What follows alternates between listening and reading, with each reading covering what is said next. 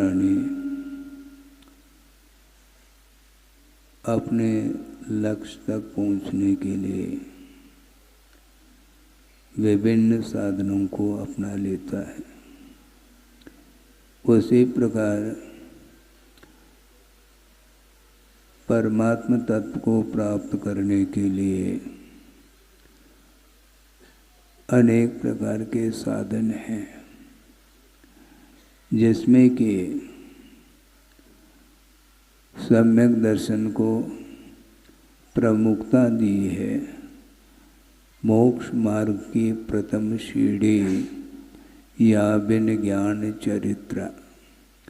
मोक्ष मार्ग पर आरूढ़ होने के लिए विश्वास की बड़ी आवश्यकता होती है। आस्था के बल पर हम आगे बढ़ सकते हैं। विश्वास यदि नहीं है तो मोक्ष मार्ग पर आरूढ़ होना संभव नहीं है। देव, शास्त्र और गुरु ये तीनों मोक्ष तक पहुंचाने में साधनभूत हैं।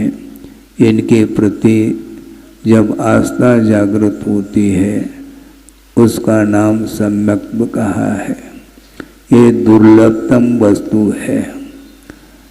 आप दुनिया में किसी भी वस्तु को खरीदने के लिए चले जाते हैं और अनेक प्रकार के वस्तुओं को आप वित्त के माध्यम से खरीदते हैं, किंतु यहाँ पर सम्यक दर्शन को प्राप्त करने के लिए वित्त की आवश्यकता नहीं, बल्कि व्यक्ति के विमोचन की आवश्यकता है। धार्मिक क्षेत्र में दान के रूप में वित्त का सदुपयोग किया जाता है, अन्यथा न लें, किंतु प्रत्येक व्यक्ति की यह स्थिति है। सांसारिक क्षेत्र में वह वित्त का कितना उपयोग करता है, बेहिसाब उपयोग कर लेता है। एक कन्या के संबंध करने में करोड़ों रुपए व्यय कर लेता है। इस प्रकार के भी लोग हैं समाज के अंदर। और यहाँ पर कोई भी धार्मिक कार्य करना है तो एक इंच आप बढ़ते हैं, 1, 2, 3, पौने 3, 99 बोलना पड़ रहा है। आप सोचो, विचार करो। और हजारों की बोली में भी इतना समय लगता है, जबकि हर व्यक्ति मेरे ख्याल से करोड़पति से कम नहीं होगा।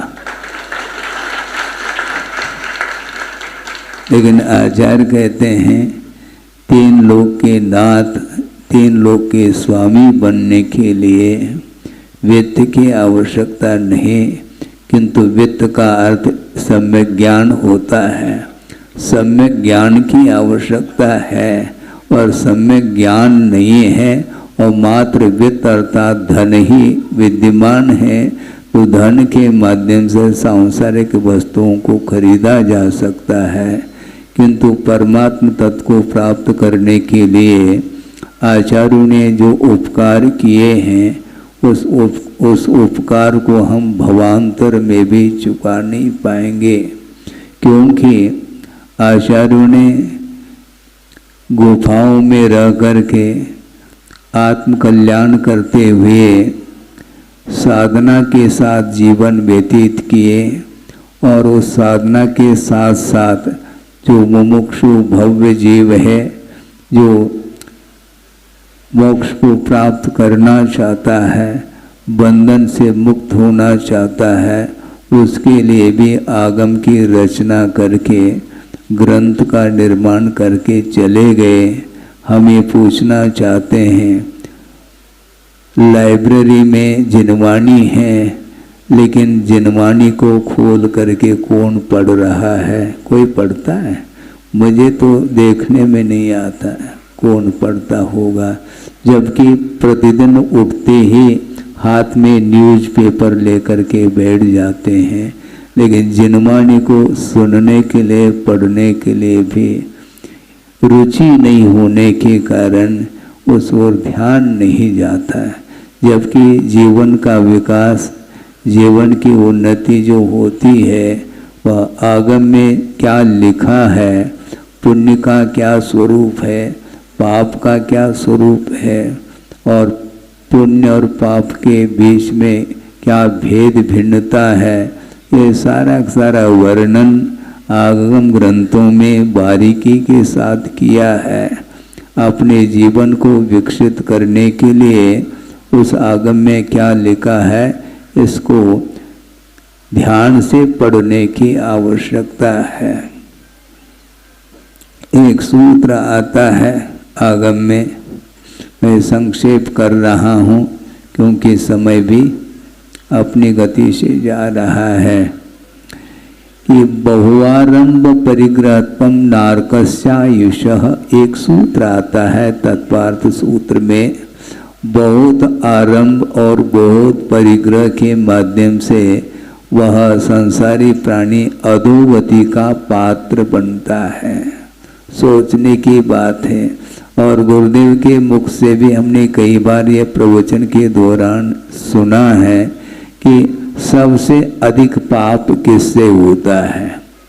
सबसे अधिक पाप अनावश्यक वस्तुओं के संकलन में। जितना आवश्यक है उतना आप लें, क्योंकि आप गृहस्थ हैं। जीवन यापन करने के लिए, आजीविका के लिए, परिवार को चलाने की दृष्टि से वित्त की आवश्यकता है, किंतु अनुपात क्या होना चाहिए? कोई अरबपति है फिर भी दुकान चलाता है, दुकान बंद नहीं उसका, मतलब इसका और भी चाहिए। ये आशा शांत नहीं होती। अरबपति खरबपति होने के उपरांत भी उसकी फैक्ट्री अभी भी चल रही है। और सोचो, विचार करो, वह कितना चाहता है, कोई लिमिटेशन है क्या उसका? और दूसरी बात मैं ये पूछना चाहता हूँ, जो अरबपति हैं, खरबपति हैं, उनको ये पूछा जाए कि भाई साहब, ये इतना जो कुछ भी वित्त है, प्रॉपर्टी जिसको बोलते हैं, वो उसमें से कितना अंश खाने पीने में खर्च होता है? पॉइंट में आएगा मेरे ख्याल से, इससे ज़्यादा नहीं होगा। बाकी शेष जो कुछ भी संपदा है वो किस में जा रहा है? विलासता, ऐश करो, जल के माफिक बहाव हो काय में, सांसारिक क्षेत्र में, और उसकी कोई भी उपयोगिता नहीं। वित्त है और वह बैंक में सुरक्षित है। हो सकता है आउट ऑफ कंट्री में भी स्विस बैंक में उसका धन हो, और यहाँ पर है, हजारों किलोमीटर दूरी पर वह उसका वित्त है और वह उसका स्वामी यहाँ पर है। उसको क्या आनंद आ रहा है? यही तो आनंद आता है। महाराज, आपको क्या अनुभव है? तो हमें तो अनुभव है नहीं भाई। आपको जो अनुभव होता वो मुझे थोड़ी होता है। यहाँ तक कहा था गुरुदेव ने एक बार कि आप लोग महावीर भगवान से भी सीनियर हैं। कैसे महाराज, ये क्या है? इसलिए क्योंकि महावीर भगवान को निर्वाण को प्राप्त हो करके 2500 वर्ष कुछ और भी अधिक हो गए मुक्त हो करके, और उस समय में आप थे और अभी भी विद्यमान हैं। तो सांसारिक क्षेत्र का जो अनुभव है वो 2500 साल आपको ज़्यादा है महावीर भगवान से। एक्सपीरियंस, अनुभव जिसको बोलते हैं। तो इस अनुभव से क्या लेना देना है? सांसारिक क्षेत्र में, संसार में, चतुर्गति में परिभ्रमण करता हुआ संसारी प्राणी अनंत काल से आया है। वृषभनाथ भगवान के समय पर भी अपन थे और अभी भी हैं। कब तक इन संसार में परिभ्रमण करेंगे कोई इसका ठिकाना नहीं है। इसलिए उतना ही कमाना चाहिए, जीवन को गमाना नहीं है।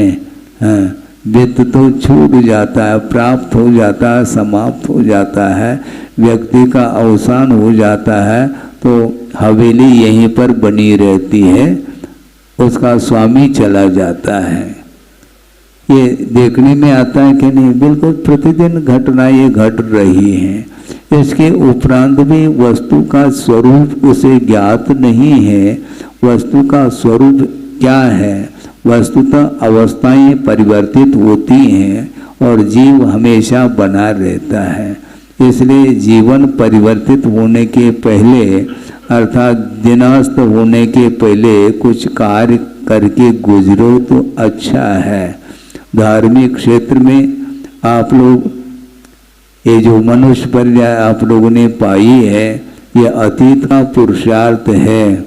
मनुष्य ऐसे भी मनुष्य दुनिया में हैं जिन्हें जैन धर्म का क्या मर्म है ज्ञात नहीं है, और आप लोग जैन कहलाते हैं, लेकिन जैन कहलाते हुए भी जैनत्व का क्या स्वरूप है उस ओर ध्यान दें तो आंखें खुल सकती हैं। संक्षेप में 2 मिनट में आपके सामने रखूं, यह पाश्चात्य संस्कृति चल रही है। ये विलासता के संसाधन अनेक प्रकार के आपके जीवन में प्रयोग में आ रहे हैं और उसके माध्यम से पाप का ही अर्जन होता है। हमने सुना था, देखा तो नहीं किसी व्यक्ति के मुख से। उनको हमने कहा कि भैया थोड़ी बहुत स्वाध्याय आदि किया करो। महाराज स्वाध्याय में मन नहीं लगता, स्वाध्याय में बैठ जाता हूँ तो नींद आती है, प्रवचन सुनने के लिए बैठ जाता हूँ तो नींद आती है, माला फेरने के लिए बैठ जाता हूँ तो नींद आती है।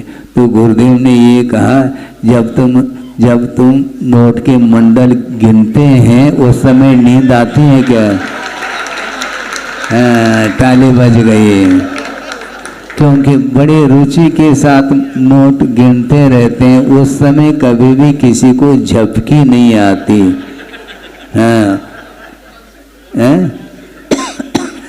वहाँ पर रात के 12 बजे भी वह नोट गिनते रहते हैं। 12, 1, 2 बजे तक एक प्रोग्राम चलते हैं, बताते हैं टेलीविज़न के ऊपर, मोबाइल के माध्यम से। ये सारा युग किधर जा रहा है? और आचार्यों ने जो वस्तु का क्या स्वरूप है जिनवाणी के माध्यम से आपको सुनने को मिल सकता है, पढ़ने को मिल सकता है, किंतु रुचि नहीं होने के कारण उस ओर ध्यान नहीं जाता है। इसलिए अत्यधिक मात्रा में परिग्रह का संचय करना और आरंभ आदि का कार्य करने से वह अधोगति का पात्र होता है। कुछ क्षण के लिए पाप करता है संसारी प्राणी और उसका फल भोगने के लिए सागरूपम आयु तक वहाँ पर फल भोगेगा, यहाँ नहीं भोग सकता, क्योंकि पाप के फल भोगने के लिए उसी प्रकार के क्षेत्र आदि की आवश्यकता पड़ती है। नरकों में जाकर के वह सागरूपम आयु तक वह निरंतर तिल तिल करे देह के खंड, चढ़ाला तो पढ़ो कम से कम, बड़े बड़े ग्रंथ तो छोड़ो, तिल तिल करे देह के खंड, असुर भिड़ावे दुष्ट प्रचंड, ये कारिका आती है। अर्थ ये हुआ कि अत्यासक्ति के कारण संसारी प्राणी का विनाश हो रहा है।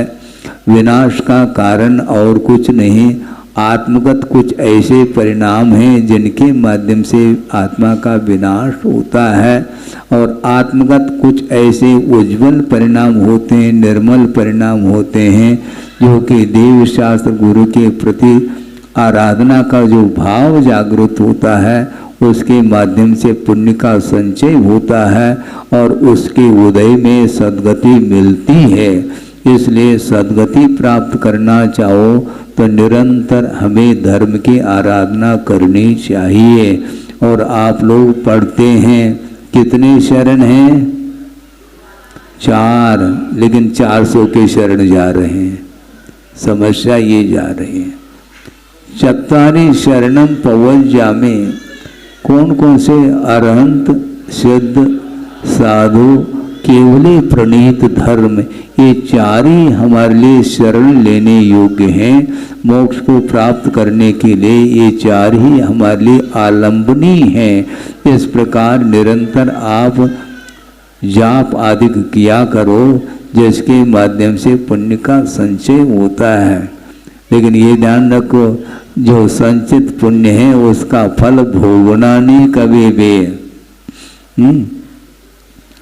पुण्य क्षीण कब होता है मालूम है?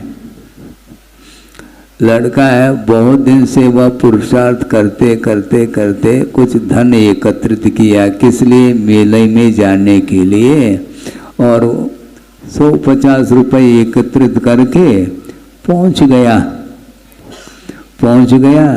अभी एंट्री है, प्रवेश पा रहा है मेले में, अभी भीतर पहुंचा नहीं, और वहाँ पर कौन सा दृश्य देखने को मिल रहा है? ताश पत्ते खेलने का। उस दाव उसने देख लिया, एक ने 10 रुपये लगा दी और उसको 100 रुपये मिल गए। किसी ने 1 रुपये लगा दी, उसको 10 रुपये मिल गए। तो उस लड़के के मुंह में भी पानी आ गया, हमें भी लगाना चाहिए। और बड़ी पुरुषार्थ से 100 रुपये एकत्रित किया था, लगा दिया और बस समाप्त हो गया, खेल समाप्त, पुण्य क्षीण हो गया। लौटो, अब मेले का आनंद नहीं ले पाया, क्योंकि पैसा हजम हो गया।